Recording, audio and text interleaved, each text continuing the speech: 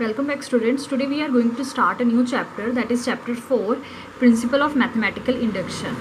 Okay student, आज हम principal of mathematical induction से रिलेटेड कुछ क्वेश्चंस करेंगे, लेकिन सबसे पहले ये टॉपिक स्टार्ट करने से पहले हमें ये चीज़ पता होनी चाहिए कि एक्चुअल में मैथमेटिकल स्टेटमेंट क्या होती है, क्योंकि पीएमआई हमने किसी ना किसी मैथमेटिकल स्टेटमेंट के ऊपर अप्लाई करना है। ठीक है, जो पीएमआई का कॉन्सेप्ट है हमने मैथमेटिकल स्टेटमेंट के ऊपर अप्लाई करना है, सो दैट हमें पहले पता होना चाहिए कि एक्चुअल में मैथमेटिकल स्टेटमेंट क्या होती हैं। तो मैथमेटिकल स्टेटमेंट आपने ब्रीफली मैथमेटिकल रीजनिंग के चैप्टर में पढ़ना है, लेकिन आज हम इसको थोड़ा सा जस्ट डिस्कस करते हैं, इसकी डेफिनेशन और ये एक्चुअल में मैथमेटिकल स्टेटमेंट्स होती क्या हैं। ठीक है, लेकिन हम इसको डीपली पढ़ेंगे मैथमेटिकल रीजनिंग के चैप्टर में। So let's start. सबसे पहले हम इसकी डेफिनेशन देखते हैं मैथमेटिकल स्टेटमेंट की। A mathematically acceptable statement is a sentence which is either true or false but not both simultaneously। that means कि आप किसी स्टेटमेंट को मैथमेटिकल स्टेटमेंट कब कहेंगे, अगर वो स्टेटमेंट एग्जैक्टली ट्रू हो या फॉल्स हो। एट ए टाइम दोनों स्टेटमेंट्स या ट्रू और फॉल्स नहीं हो सकती। कोई एक स्टेटमेंट है आपके पास, वो एट ए टाइम ट्रू और फॉल्स नहीं हो सकती हैं, या तो वो ट्रू होगी या फॉल्स होगी। तो जैसे एक एग्जांपल लिया है मैंने, 2 इज़ एन इवन नंबर। तो क्या 2 एक इवन नंबर है? यस। तो ये ट्रू है स्टेटमेंट, तो हम इसको क्या कह सकते हैं, इसको मैथमेटिकल स्टेटमेंट हम कह सकते हैं। A sentence which is true as well as false simultaneously is not a statement but a paradox. ऐसी सेंटेंस जो कि एट ए टाइम ट्रू भी हो और फॉल्स भी हो, तो हम उनको क्या कहते हैं, ऐसे स्टेटमेंट्स को हम कहते हैं पैराडॉक्स। ठीक है, वो सेंटेंस हमारे पास स्टेटमेंट नहीं होती, एक्चुअल में वो पैराडॉक्स होते हैं। क्लियर है? तो ये थी मैथमेटिकल स्टेटमेंट की डेफिनेशन, जो एग्जैक्टली या तो ट्रू हो या फॉल्स हो, उनको हम मैथमेटिकली स्टेटमेंट कहते हैं। नाउ हम इसके क्वेश्चन देख लेते हैं। If P of n is the statement n into n plus 1 into n plus 2 is divisible by 12, prove that P of 3 are true and P of 5 is not true। तो सबसे पहले हमें question में एक statement दी हुई है। Pn क्या है हमारे पास, n into n plus 1 into n plus 2। Clear? तो मैंने Pn स्टेटमेंट लिख ली। फिर उन्होंने बोला है कि this statement is divisible by 12। तो हमने ये चेक करना कि ये स्टेटमेंट 12 से डिविजिबल है कि नहीं। कंडीशन उन्होंने दी है कि फर्स्ट आपने 3 पर चेक करना है, देन आपने 5 पे चेक करना है। क्लियर? तो 3 पे उन्होंने बोला है आंसर विल बी ट्रू, और 5 पे उन्होंने बोला है कि आंसर क्या आएगा, नॉट ट्रू आएगा आपके पास। तो सबसे पहले हम किस पे चेक करते हैं, सबसे पहले हम चेक करते हैं 3 पे। 3 पे चेक करके देखते हैं कि आंसर हमारे पास क्या आता है।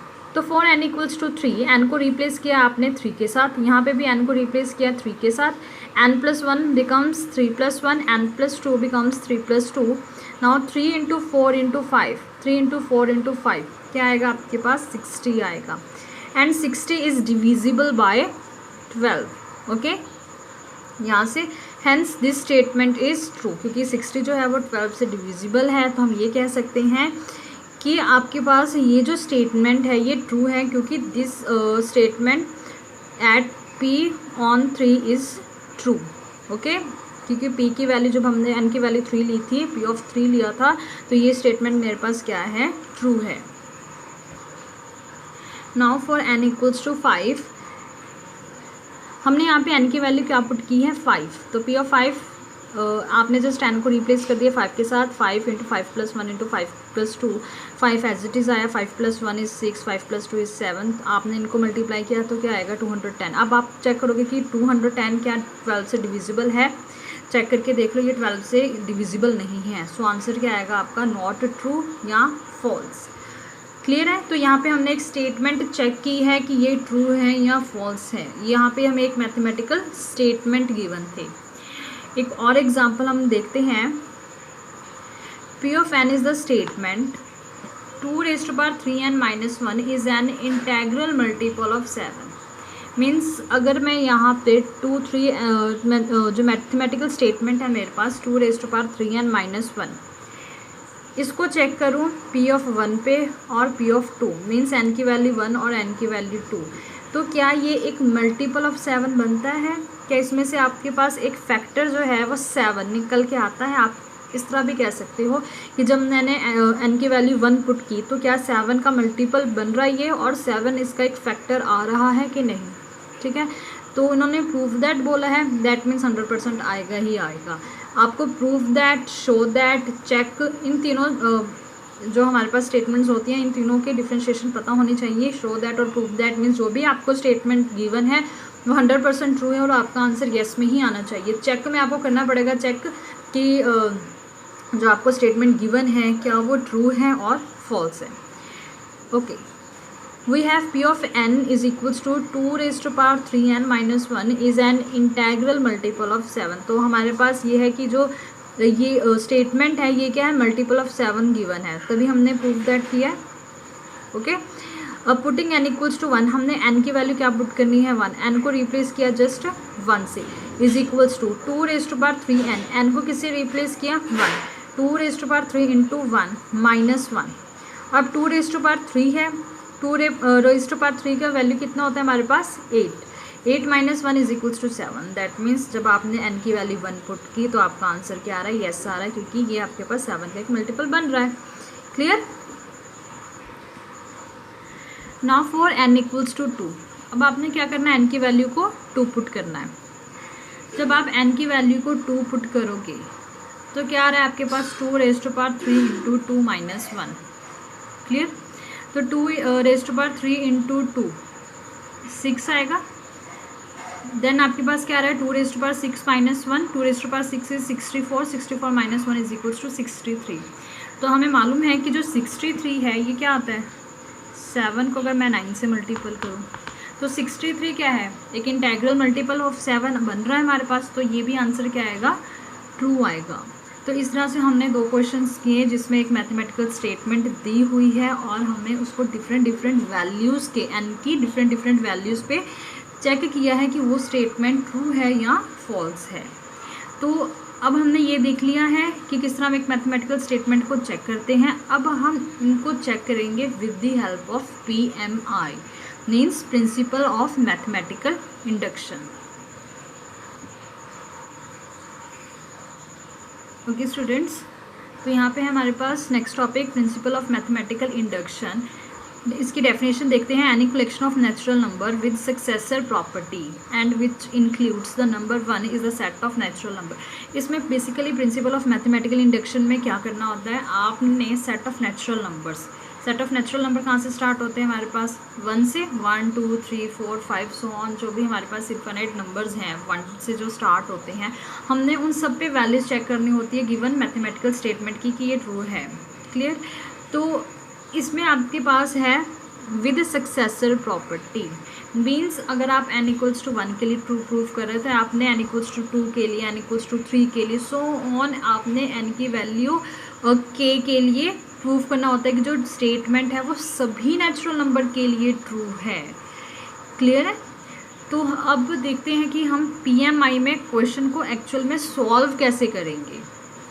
तो सबसे पहले हम इसका एक एल्गोरिथम देखते हैं, जो मैंने एल्गोरिथम बनाया यहाँ पे, algorithm approach to prove this statement. एक बेसिकली आपके पास PMI में एक एल्गोरिथम होता है, आपने उस एल्गोरिथम की हेल्प से और किसी भी क्वेश्चन को सॉल्व करना है। तो उसके लिए आप देखें कैसे करना है हमने सॉल्व। सबसे पहले आपके पास एक स्टेटमेंट गिवन होगी, उसको आपने नेम देना है P of n। Most of the statement में गिवन होता है P of n, अदरवाइज अगर नहीं गिवन है तो आपने स्टेटमेंट को ज्यूम कर लेना है P of n is equals to जो भी क्वेश्चन में स्टेटमेंट गिवन होगी। फिर उसके बाद आपने स्टेप 1 कंसीडर करना है, verify the theorem for n equals to 1। आपके पास जो भी स्टेटमेंट होगी आपने उसको क्या करना है, n इक्वल्स टू 1 के लिए प्रूव करना है कि आप अगर n को रिप्लेस करते हो 1 के साथ तो जो क्वेश्चन में कंडीशन गिवन है वो क्या फुलफिल हो रही है। अगर हो रही है तो आप फिर फर्दर नेक्स्ट स्टेप पे जाओगे। क्लियर है। जैसे मोस्ट ऑफ द क्वेश्चन में आपका ये वेरीफाई है, मीन्स आपका आप चेक करोगे तो आपका आंसर ट्रू ही आएगा। क्लियर है। तो स्टेप 2 है। स्टेप 2 में क्या है कि आपने सपोज करना है कि जो P of n है ये ट्रू है n इक्वल्स टू k के लिए। मीन्स स्टेप 2 में आप एक्चुअल में प्रूव नहीं कर रहे हो, आप क्या कर रहे हो, just n equals to k के लिए रिजल्ट जो है वो अज्यूम करके चल रही हो कि वो रिजल्ट जो है ट्रू है।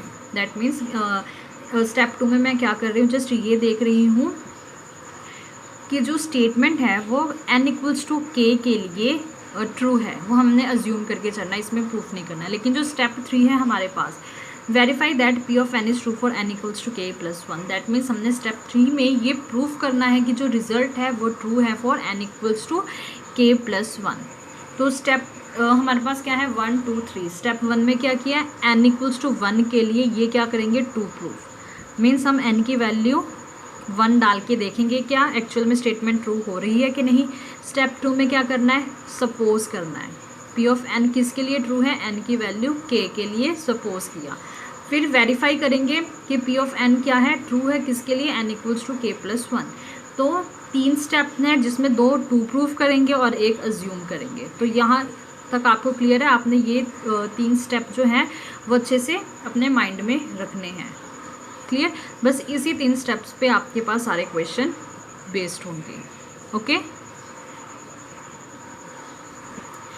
Now question number 1, let p of n be the statement n square plus n is given, prove that p of n is true for all n belongs to capital N by mathematical induction। Clear है, तो यहाँ पे क्या है, आपके पास एक statement है p of n की, क्या n स्क्वायर प्लस n। आपने ये चेक करना है क्या n square plus n always even होगा। अगर आप n की डिफरेंट वैल्यूज़ अगर डालोगे इस स्टेटमेंट में तो क्या आपके पास हमेशा ही इवन नंबर आएगा। तो अब हमारे पास तो इतने सारे इनफाइनाइट नेचुरल नंबर्स है, अब मैं तो सब में चेक नहीं कर सकती हूँ, हर एक नंबर नहीं डाल के देख सकती हूँ कि ये हमेशा इवन आएगा कि नहीं आएगा। लेकिन मेरे पास एक ऐसा रूल है, एक ऐसा मेथड है जिससे मैं ये प्रूफ कर सकती हूँ कि हमेशा ही n स्क्वायर प्लस n एक इवन आंसर देगा। उस रूल का नाम या मेथड का नाम क्या है, PMI, principle of mathematical induction. So question की स्टेटमेंट में भी आपको गिवन है कि proof that p of n is true for all n belongs to capital N by mathematical induction. n belongs to capital N का मतलब क्या होता है, जो n है आपने नेचुरल नंबर्स में से उठाने हैं। क्लियर, मीन्स n की वैल्यू 1 हो सकती है, 2 हो सकती है, 3 हो सकती है, बट नेगेटिव फ्रैक्शंस ये सब नहीं हो सकती हैं। Okay, let's start. p of n such that n square plus n is even. तो हमने ये प्रूफ करना है, ये स्टेटमेंट जो है वो ट्रू है कि n square plus n is even होता है हमेशा। तो सबसे पहले स्टेप 1 क्या था, n की वैल्यू आपने 1 पुट करनी है और आंसर क्या आएगा आपका, ट्रू आएगा। तो चेक करते हैं हम, n को मैंने रिप्लेस किससे किया है, 1 से, सच दैट n स्क्वायर की वैल्यू क्या आई, 1 स्क्वायर प्लस 1। तो 1 स्क्वायर प्लस 1 क्या आया, 2। दैट मीन्स p ऑफ 1 कितना आ रहा है मेरे पास, 2, विच इज़ इवन। तो मेरे पास स्टेप 1 में क्या आ रहा है, 1 square plus 1 is equals to 2 which is even. So यहाँ से p ऑफ 1 क्या है हमारे पास, ट्रू आ गया, क्योंकि 2 जो है एक इवन नंबर होता है। तो यहाँ से स्टेप 1 क्लियर है आप लोगों को, ठीक है। स्टेप 1 में कुछ नहीं किया, जस्ट n की वैल्यू 1 पुट की है। स्टेप 2 क्या है हमारे पास, let p of n be true for n equals to k। देखो मैंने यहाँ पे लेट लिया है, लेट का मतलब क्या होता है, हमने सपोज किया है या मान लिया है कि जो रिजल्ट है वो ट्रू है किसके लिए, n इक्वल्स टू k के लिए। इसका क्या मतलब है कि k स्क्वायर प्लस k क्या है, एक मेरे पास इवन नंबर है, क्योंकि मैंने यहाँ पे रिजल्ट अज्यूम किया हुआ है।